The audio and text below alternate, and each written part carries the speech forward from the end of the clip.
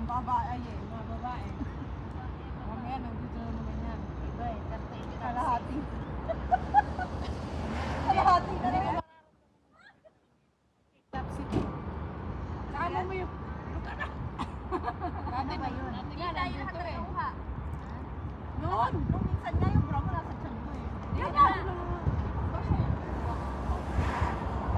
Lagyan mo ng bato yun. Ate, anong ginagawa? May video.